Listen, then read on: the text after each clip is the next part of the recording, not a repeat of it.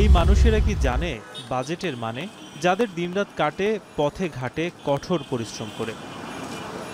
Budget তো এটা আমাদের সাধারণ লোকের জন্য না, এটা হলো যারা শিল্পপতি তাদের জন্য। আমরা রিক্সা চালক, স্বাধীনের পর থেকে বাজেটের কি বিষয়টা তো আমাদের চালকদের নিয়ে কে কোনোদিন কথা বলে নাই। তবে এসব মানুষেরা দূরে রেখে আসা পরিবারের খোঁজ নেন কিভাবে? হ্যালো, আর খবর কি, মিয়াটা কই?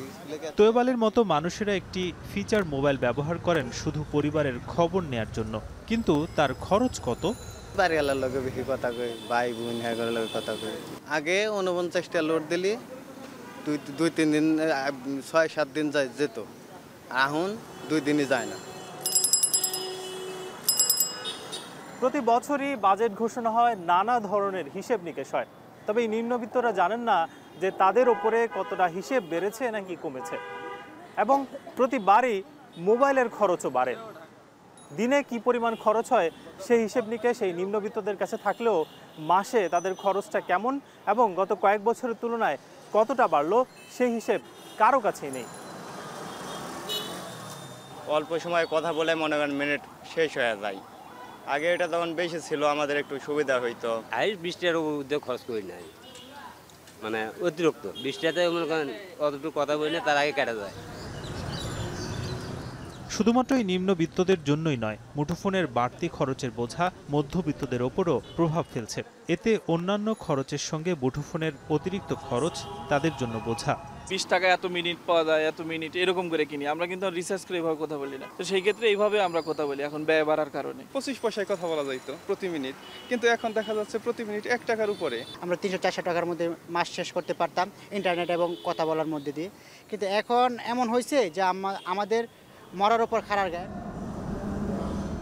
উচ্চবিত্তদের জন্য সে হিসাব না থাকলেও তারা টের পান আগের থেকে মুঠোফোনের খরচ বেড়েছে।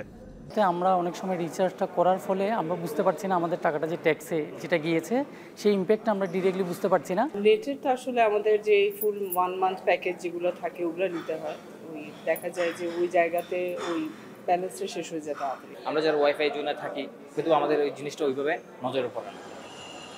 মুঠোফোনে এত খরচের পেছনে কারণ কি? পর্যালোচনা করে দেখা যায় 10% মধ্যে কর নেয় মালয়েশিয়া, থাইল্যান্ড ও সিঙ্গাপুর। প্রতিবেশী দেশ ভারত নেয় 18% কর, আর শ্রীলঙ্কা 23.5% ও নেপালের কর 26.2%, এবং পাকিস্তান সবচেয়ে বেশি 34.5% কর নিলেও এবারের বাজেটে কর নেয়ার দিক থেকে সব দেশকে ছাড়িয়ে গেছে বাংলাদেশ। 2023-24 অর্থ বছরে ভ্যাট, সম্পূরক শুল্ক ও সারচার্জ মিলে 100 টাকা ব্যবহারে প্রায় 34 টাকা গ্রাহককে দিতে হতো, কিন্তু এ বাজেটে আরও 5 টাকা সম্পূরক শুল্ক বাড়ানোর প্রস্তাবনায় এর পরিমাণ দাঁড়িয়েছে 39 টাকায়। দক্ষিণ এশিয়ার দেশগুলোর মধ্যে যা সর্বোচ্চ। মুঠোফোন কোম্পানিগুলো বলছে এসব চার্জের কারণে এ বছরও ভোক্তার খরচ বাড়বে। এতে করে কোম্পানি পরিচালনায় হিমশিম তারা আরও খাবেন।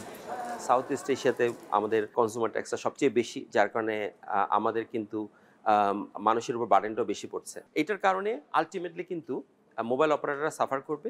এটার জন্য ইম্প্যাক্টটা হবে যে ফিউচারের ইনভেস্টমেন্টটা অনেকটা বাধাগ্রস্ত হবে। যার কাছে মোবাইল সেট আছে ওর চার্জ নাই। মুঠোফোন কোম্পানিগুলোর সংগঠন অ্যামটবের সাবেক সাধারণ সম্পাদক বলেন, দক্ষিণ এশিয়ার মধ্যে বাংলাদেশে এত পরিমাণ চার্জ মুঠোফোন কোম্পানিগুলোর স্বাধীনভাবে ব্যবসা করার অন্তরায়। যারা একের অধিক সংখ্যক সিম ব্যবহার করে এরা কিন্তু হলো যারা স্বল্প আয়ের মানুষ। বলতে পারেন যে তারা কেন নাম্বার অফ সিম ব্যবহার করে, বিকজ তাদেরকে হিসাব করে খরচ করতে হয়। মোবাইল অপারেটররা কিন্তু তাদের টক টাইমের যে প্রাইস সেটা কিন্তু বাড়ায়নি। বিটিআরসির চেয়ারম্যান বলছেন, সরকারের রাজস্ব বাড়ানোর জন্যই মূলত এ খাতে করারোপ করা হয়। তবে জনগণের জন্য যেটা ভালো সেটা খতিয়ে দেখে সিদ্ধান্ত নেওয়ার অনুরোধ জানান তিনি। একটা ভালো নেটওয়ার্ক মানুষ যেন পায়, সেক্ষেত্রে সরকারের দিক থেকে এটাকে প্রাইসিংটা কতটুক কস্ট কমানো যায়, এবং আমাদের আরও একটি টার্গেট হলো কম প্রাইসে, কারণ আমাদের দেশের গ্রাহকদেরও তো ক্যাপাবিলিটিটা দেখতে হবে। খাত বিশেষজ্ঞরা বলছেন 10% ইন্টারনেট ব্যবহার বাড়লে জিডিপি বাড়ে 1%। এমন কথা বিশ্বব্যাংক বললেও দেশে সেটা মানা হচ্ছে না। তাই এ খাতে সরকারকে সুদৃষ্টি দিতে হবে বলে মনে করেন তিনি।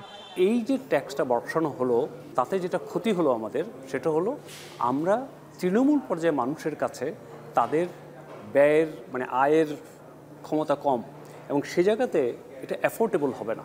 আমরা জানি পৃথিবীর বিভিন্ন দেশে 10% ইন্টারনেট পেনিট্রেশন হলে ওয়ার্ল্ড ব্যাংক বলছে যে 1% জিডিপি গ্রোথ হয়।